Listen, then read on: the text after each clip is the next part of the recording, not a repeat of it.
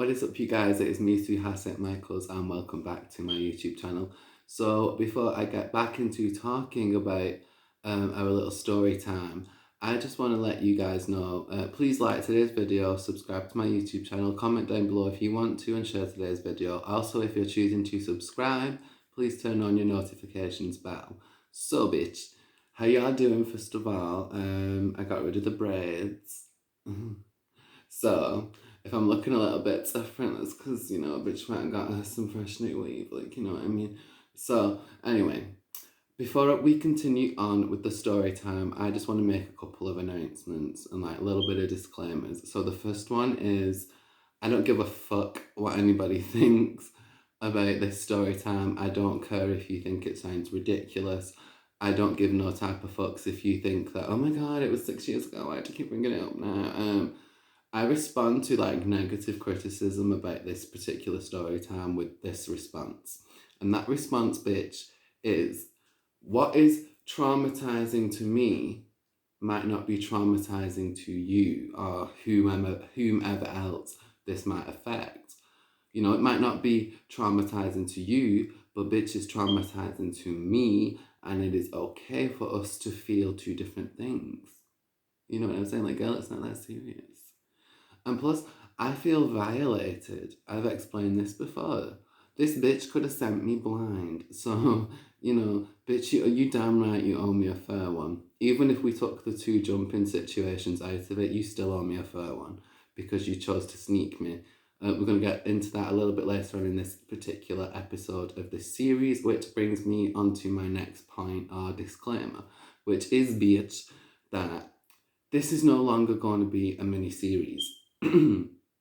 At first I thought it was going to be, because I thought, okay, bitch, you're not going to talk like you normally talk. You're going to talk a lot faster than you normally talk. And it turns out, bitch, I'm talking even more than I even anticipated to talk about. When I first started this, I was like, girl, I'm going to have this done within 5 parts. I'm going to sit down, I'm going to not keep talking on and on. And a lot of people keep saying to me also, why do you keep giving us so much back context? I'm giving you so much back context this stutter. I'm giving so much back context because in order to understand the situation as a whole, you know, to understand the whole timeline, you need this stutter, you need the entire context in order to understand why I feel the way I feel. You know, you need all of that back context. You need all of that backstory. You need all of that history. You need it to be told right from the very beginning to present day so that you as the viewer can understand. And if you don't understand about trauma, I would love for you to actually participate in watching this series because maybe you can learn more about trauma and what trauma is. And by the way, final disclaimer before I get on to my story slash experience with trauma is what I'm going to call it. It's a story time slash a trauma experience. I just want to say that I'm trying to keep the editing down. I just find that it comes off a lot more authentic if you keep the editing down and you just let it run, you know. So I just thought, fuck it, whatever emotions come out, bitch, they come out. Some things might fly out my mouth that are wild and crazy. I don't mean them in a literal sense, and I probably will apologise for saying them if they come out the wrong way. But I do intend on smacking this bitch quite a few times if I see her. So yeah, and I've said that plenty of times.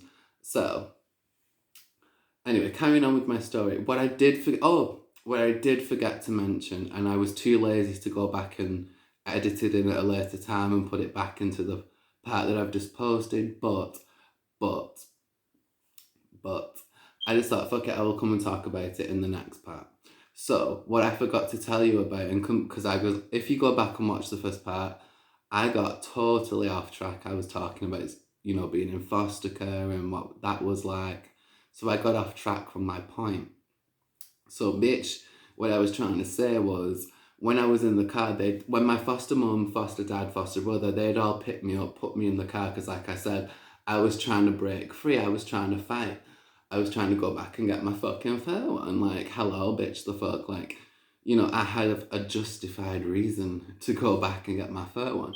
And they wouldn't let me out the car. We was driving up the motorway. I was trying to kick the window through. I was like this on the window, trying to kick it through. And I was like literally at one point trying to fight my foster brother because I was like, I want to get the fuck out of this car and go and see what the fuck I want going to. You know what I mean? I'm a street bitch from a council estate in Wigan. You know what I mean? So we get, if you don't know about bitches from Wigan, some of us are savages, especially the ones that grew up in like the council estates and the more rougher areas. We some savages when we want to be. You know, there ain't no talking from us. It's bitch hold my weave and boop, and we get it cracking. So we end up going to Arrow Park Hospital, and I go in and they're basically examining me because my mouth was bleeding the inside from where Bradley punched me from the side. You weak ass bitch. Like, and you had an opportunity to fight me one-on-one just the other week and you didn't want to do nothing. Why do you feel like, I don't understand this about motherfuckers? Like, why do motherfuckers walk around acting like it's something to brag about when they hit a motherfucker from the side? Like, bitch, that's not into, like, you don't go around bragging about that. No, if you'd have fucked me up face to face head on, I'd have been like, damn, Bradley fucked me up, but you never did that. And you had a fair opportunity to fight me. Like, bitch, I don't know what to tell you. Like, I honestly don't know what to tell you at this stage other than you're soft and you a pussy and you internet talk and it's just like, it's too much for me. Like, nah, get the fuck out my ear with that shit, fam. Like, I don't want to, start with me if you want to fight me, that's all I'm saying. If you want a problem with me, then then the only bitches I'm going to entertain in the future are bitches that actually go and pull up at my door. You know what I'm saying? So if you're not going to pull up at my door, then I suggest you just leave my ass alone. Because y'all keep saying that I'm crazy. Y'all keep saying that I'm a nut job. Y'all keep saying that you're scared of me. And it's like, the people, I'm not saying everybody, I mean like people that I have beef with are like, oh my God, they're scared of me. They don't want me nowhere near me. I'm crazy, all of this shit. It's like, if I'm this crazy person, then leave me alone. I'm sweet, I'm nice, I'm that bitch. And I'm sweet and I'm nice and like I have like me normally is nice, is chill, is zen, but don't get it twisted. Like, honey, I am from Wigan. Not only am I from Wigan, I'm from like the rough parts. So it's like, girl, you don't want none of this. Like, you really don't want none of this. So anyway, we go to the hospital. They take me in, they examine my mouth, they like check me because I had a couple scratches, couple bruises, whatever. I wasn't like messed up too bad, you know what I'm saying? So they take me in and they drug test me. And how they drug tested me was via a blood test. And the night before, I just want to say, the night before, I was in the hospital for being, I was sectioned because I had attempted to take my own life. So after that, I was blood tested that day too. And when they blood tested me that day too to make sure I hadn't taken anything, because like I said, I was feeling suicidal. So they've got to do those kinds of things to make sure that there's nothing in your system and making sure that you're good. So they blood tested me. It came back 100% clean.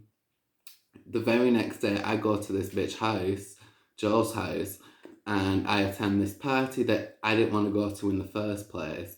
And I also just wasn't in the right frame of mind. Like, I just wasn't, like, I was very, very, like I said, I have double depression. So that makes me very, very prone to extremely depressive episodes. And when I get depressed like that, I like to be on my own.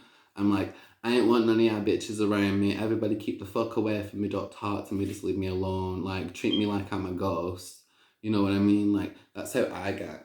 And I, like, isolate a lot and when I get like that. And I just like my privacy and I like my alone time when I get like that. And just because you have double depression doesn't mean that you are crazy or that you are psycho or that, you know, well, double depression and an anger issue, that's kind of like the main things people bring up.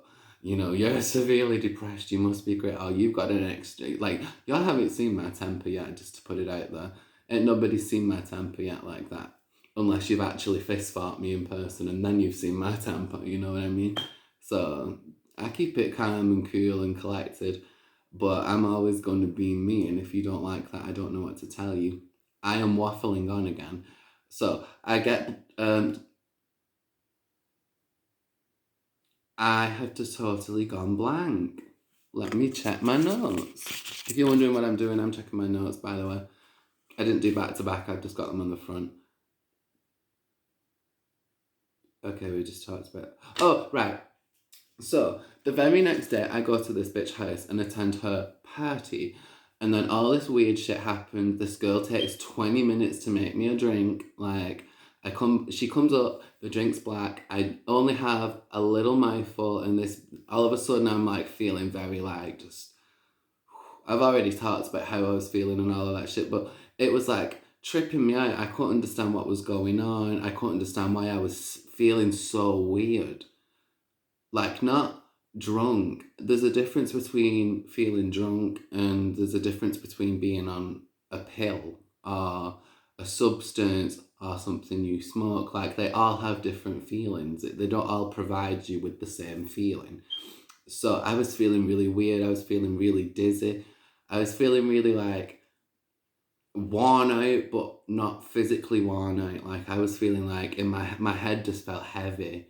And I was just like, I don't understand what's going on. So they drug tested me again via a blood test. And the next day it come back, the morning after when I was released from the hospital, it came back positive for whiz. I had never done whiz at that point in time. And my addiction, as soon as y'all bitches like to tell me about my addiction, y'all can't even get the fucking timeline right. Nor can you get the basic facts right. My addiction didn't start until I turned 18. It was after I turned 18 till I was about 20. And I was addicted to prescription medication. So, specifically anti-anxiety drugs. So, let's get the story straight, bitches. And let's get the timeline straight, bitches. Like... So, yeah, I wasn't even in the stages of real addiction at that point. I wasn't addicted to anything at that point. I wasn't taking no crazy drugs like that. Like I said, the only drugs I'd done prior were aerosols and legal highs. And I did them months before this incident. So I was clean and sober for a while. And then my real addiction, which was to prescription anxiety medication drugs, came when I was 18 to 20. So it's like, just get the timeline right, bitch. It's like, I don't know what else to say other than that. So that proves that this hair's doing my head in. It's because, like, my braids are gone and, like, I'm just not used to having loose hair. Like, I'm used to my shit being braided, but anyway. So, I go home the next day and I take a shower and I get ready for school and I'm told I can't go into school. I can't go into school because they were worried about me. They were worried about basically how I would react because they knew I was pretty mad at this point. And then it was the weekend, and the whole weekend, the reason I call them the crew and the gang is because there's always a bunch of them against me. It's like, y'all claim you're so bad and you're so tough and you're so hard and y'all can stand on your own, but y'all come together as a collective and I come solely on my own.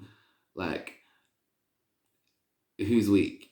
Because I'm here up in this bitch by myself and y'all come in as a collective.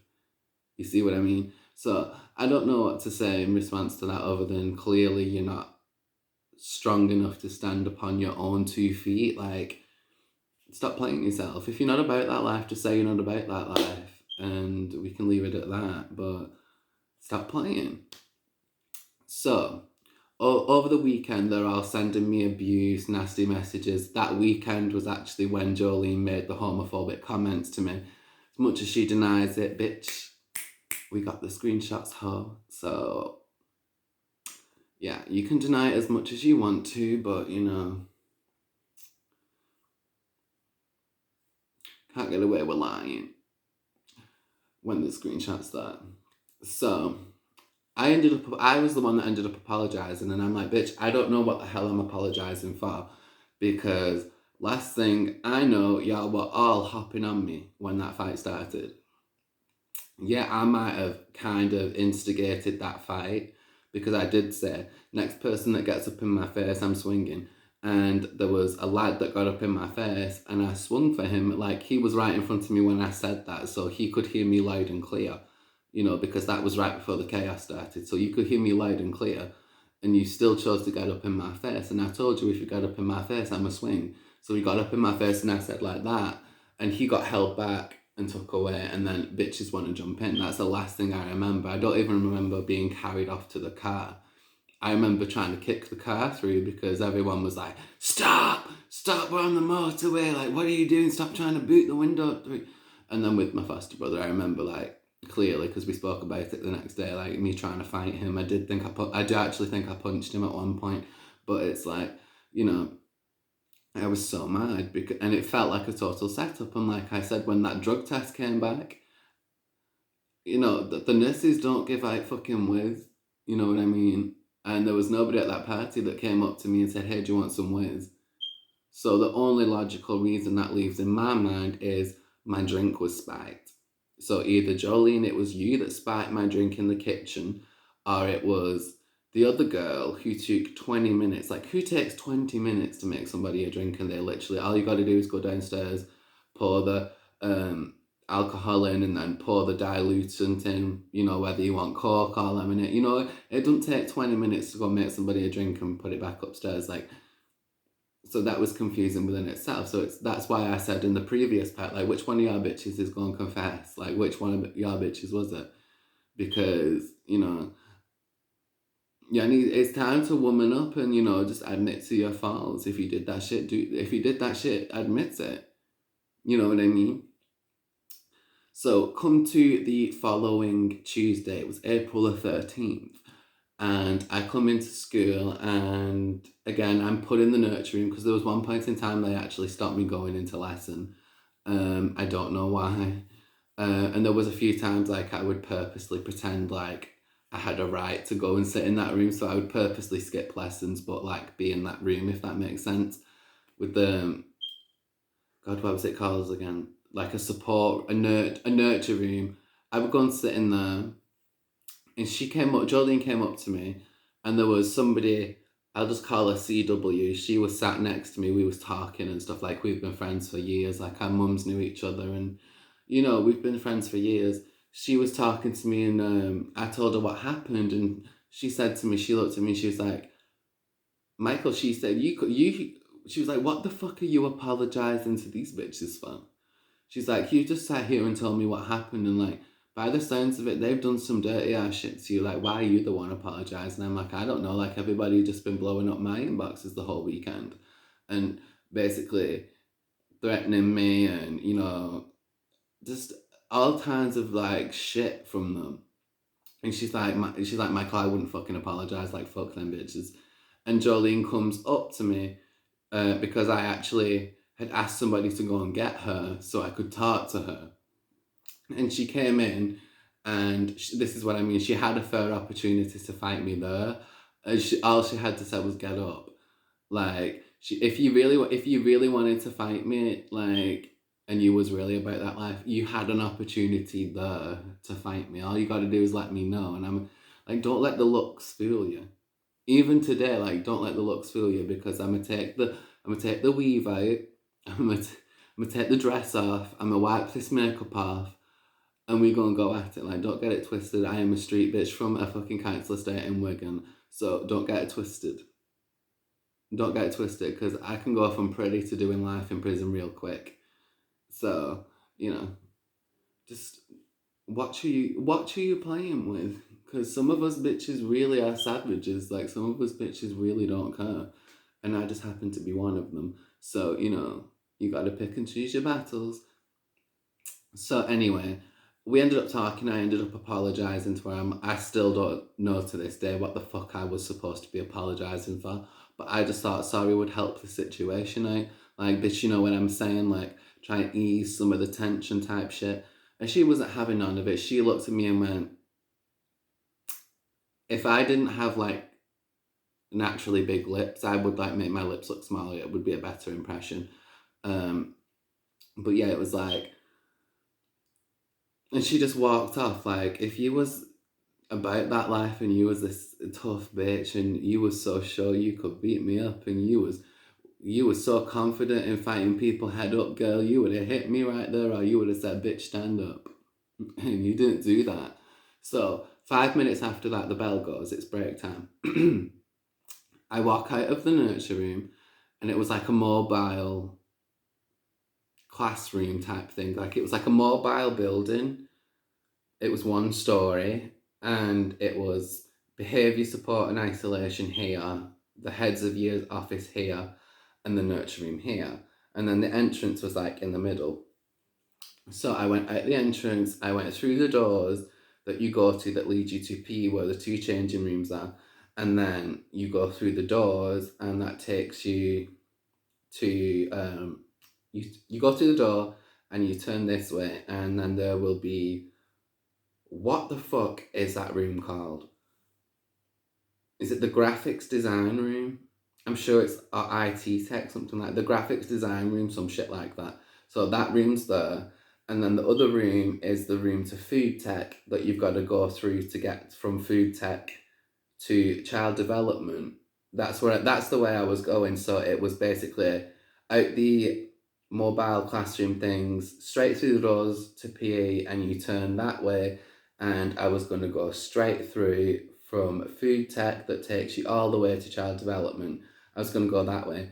And what the fuck do I see when I get to that little corridor where there's the graphics design room and the food tech room? What the fuck do I see? Have a guess. I see like 7 of these bitches all stood in a little semicircle, the door's blocked. The door that I have to walk through is blocked. And guess who the fuck is stood in front of that door? That whack-ass bitch, Jolene. And she used to wear this hairstyle, by the way, that everybody's, it was tragic. Like, her hair is still tragic to this day. I don't normally judge people on their physical appearance, but I'll make an exception for Jolene because I've made it clear I can't stand that girl. So any chance I get to rip her, I'm a ripper. So yeah, she still look a mess to this day anyway, so it don't matter. So I walk over to the door and I still to this day can't remember what we said to each other, but she was stood right in front of the door and I was like, we said a couple of words, and even on the CCTV it doesn't have sound, so I couldn't even hear what we were saying to each other. But you see us talking, and from this point on I just want to disclaim, I'm going to talk about what I saw on the CCTV footage. So you see us talking, it looks like we're having like a little quick exchange of words, and you see me go to like push the door open so I can go through, and then my head turns to the left and she comes in from the right and swings. But before she can hit me, I put my arm up so she swings and she hits my arm. And I push her back because I'm like, I'm not trying to fight you. Because it totally caught me off guard. B, I don't know why we're fighting. And C, I don't want to fight somebody I considered my best friend. Like, I don't want to fight. Like, what are we fighting for? Like, it was so, and it caught me off guard, and my whole body froze. Bear this in mind, my whole body froze because I was not expecting it at all. So after I pushed her, like I said, I used to wear my real hair. I've not worn my real hair for years at this point, but my real hair used to be like up to here. And as I pushed her, she grabbed onto my hair and yanked my head down, and she started to knee me. And she was punching me from the back of the head. She wouldn't let me lift my head back up. Like, that's how weak you are. Like, if that was me and you going at it and I had the upper hand, I wouldn't grab your head and hold your head down. No, I'm either going to grab your head to slam you, or I'm either going to grab your head because I want to drag you. I'm not just going grab your hair and keep your hair down. No, I don't work like that. Like I said, if you want to fight me, the only thing you can get from me, baby, is a fair fight. A fair and square fight. And I mean all the way fair and square. So, you can take it or leave it. It's totally up to you. Like I said, bish, walk through that door. I wish you would. I wish she would walk through that door because that'd be the stupidest decision she ever made in her life. So, she continues to hit me, and then I see on the footage, like, it's like a big congregation of people, and it looks like two lads jump in, and you can see these lads, but like I said, it wasn't the best CCTV footage, and also there was that many people in such a close space that it was kind of hard to see. But you see like hands going like this, like as my head's being held down and she's like kneeing me in the face and she's hitting me, you see people like hitting my back and shit, like punching me in the back, and like you just see a lot of this going on. And then you see one guy, this piece of hair is doing my head in, like, this is what I mean, like. And then you see this one guy, like, people kind of move out the way a little bit so you can see in between type shit, if you know what I'm saying. And on the footage, you see this guy, I'm not going to say his name, but I know he's moved back to where he's from, so he knows he's well out of reach from me, so whatever. If I run into you, though, I'm still going real quick. But this lad kicks the back of my legs, and I drop to the floor. And she's still got my hair and she's still hitting me. And like I said, my body's froze because I'm totally caught off guard, wasn't expecting it. And I didn't want to fight her. Like, I didn't want to fight her. And that's another example of how weak you are, because who fights somebody that doesn't want to fight them? Especially how I was at that time. I was so quiet. Ask anybody that knew me. I was so quiet. I was like the sad boy in high school. Like, I used to stand on my own at dinner time and shit. I used to go and sit in the toilet at like fucking lunch and breaks and shit, because I was that sad boy in high school that just had no friends because I didn't have the right social skills. I had low self-esteem, I had low confidence. So like, yeah, like, it was just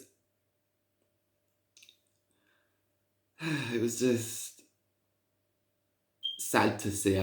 Like, it was a wake-up call for sure going through that. So anyway, you see a bunch of people, it looks like a bunch of people moving. There's still people making these kind of movements on me, and she falls over me. And she actually wraps her leg around my neck, and I started covering my face because right before she fell, she was stamping on my face like this. And I mean full force, to the point where she actually was stamping that hard. She pressed my glasses into my face, like really forced them in, and they snapped because she was stamping on my face that hard. And she was kicking me and like booting me in the face. And when she fell over me, she managed to wrap her leg around my neck. And she starts slamming me like like this with her foot. And that's what caused the detached retina, was because she'd broken my glasses and the glass had broke, like the actual lens had broke. And she was smashing her foot on my eye. So, and it's like, you didn't even give me a chance to get up. You didn't give me a chance to get ready. And then the next part that you see on the CCTV footage is the same guy that kicked the back of my legs, pulls a bottle out and goes like this. And you see him throw it over. He throws it like over like that, because there's like people in front of him, and he throws it over them. It lands all over me. Come to find out, that was a bottle of piss. So it's like, you're claiming it wasn't a setup, but you're all in like a mini semicircle as a gang once again, and you're waiting until my head's turned, and then there's people jumping in, and somebody's just conveniently brung a bottle of piss to school. Like, who the fuck does that? You know, so, and she was literally, she had me by like the neck with her leg. And the teachers, this went on for 2.5 minutes. There was teachers stood there watching. There was one teacher in particular laughing. People stood around, nobody doing nothing to help me. Everybody just like watching. And I'm like, you can see me in the footage covering my face like this on the floor, totally defenseless. And she literally was ripping clumps of my hair out. Like when I used to wear my real hair, she was ripping clumps of my hair out. and I have alopecia. I don't know if people know this, but only my closest friends know this really, but I have alopecia and I have for years. So I've suffered from hair loss and things like that. So and you get alopecia, I was told. I caught alopecia from severe stress. So, that's what made a lot of my hair fall out. And she was yanking chunks out and chunks out and chunks out and chunks out, and she's still punching me. She's still kicking me. I'm still like this, totally defenseless. Nobody's jumping in for me. Nobody's trying to break it up. And then she gets pulled off me after 2.5 minutes of pretty much, that was a brutal beating. That's why I said I thank her in the sense of she woke me up that day. Like, she really brung me out my shell. That was the day I decided I ain't never letting nobody put hands on me again without me fighting back. Because I got tired of it. I've been fighting most of my life with people because people feel like they can just fuck with me. Because I look weak, or I look like, or I have a feminine look about me, or I'm a man that looks like this, so people think that they can fuck with me. I'm gay, so people think they can fuck with me. I'm quiet, so people think they can fuck with me. And after that day, I really truly do thank her. Like, Jolene, if you're watching this, I thank you for that, because you beat me to the point where she brutally beat me to that point where, girl, like, you beat the fear out of me. Like, I thank you for that, because I ain't never been scared of no bitch since. And like I said, I don't discriminate. And people that call me a woman beater, let's just get it correct. I don't discriminate. If you put your hands on me, I have a right to put my hands back on you. And I'm only going to touch you first if you touch me. And second off, like, equal rights, equal fights. Have you heard that saying before? Like, if you can buck up to me like a man, then I can treat you like a man. That's how I am today, but I thank Jolene because she brought that out to me. She really did. And anyway, I'm yapping on. So she gets pulled off of me. I get up, I go to the heads of year office, because 5 minutes before this happened, I'd actually warned staff. I said, I have a feeling something's going to happen.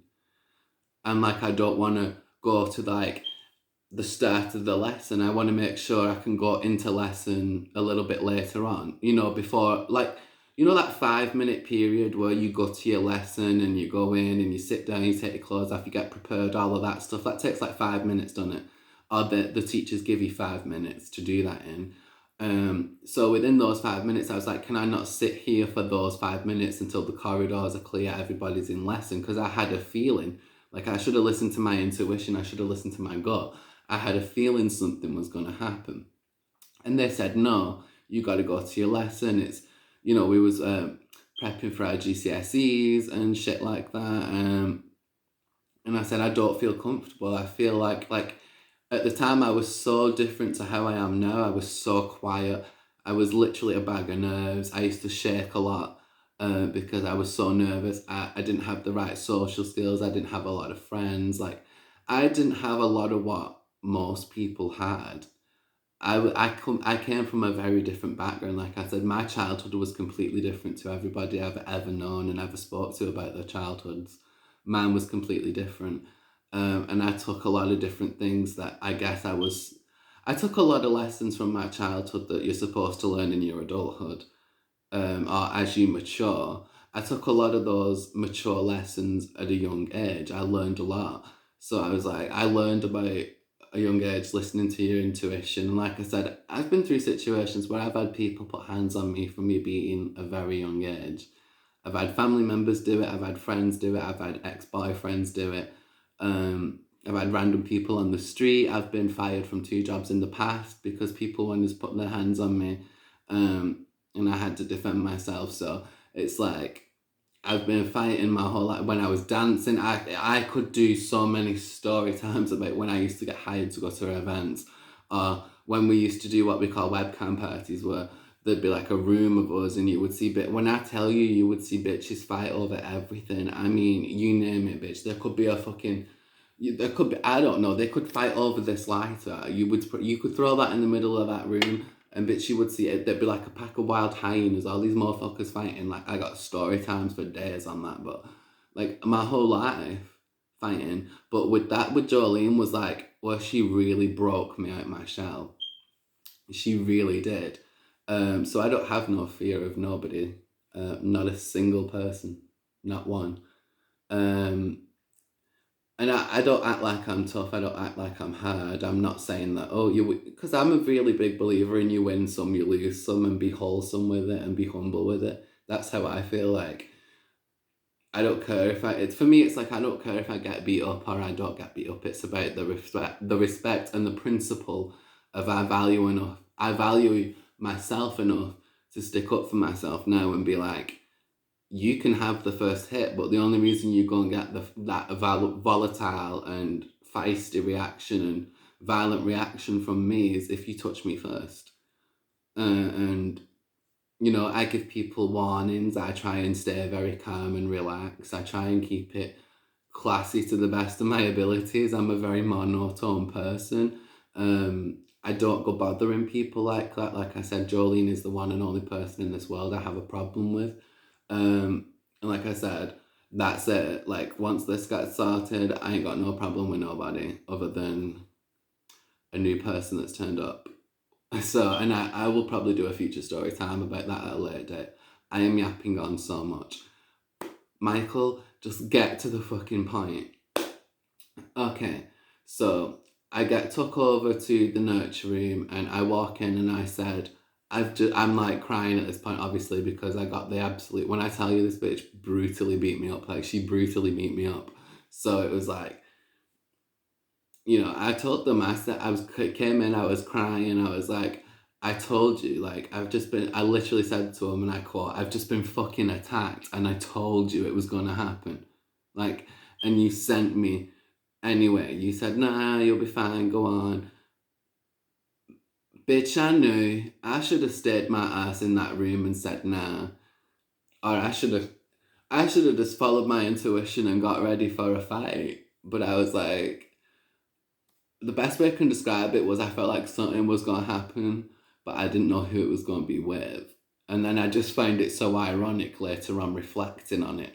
When I walked through those doors and I saw them in that little semicircle, it was like, shit.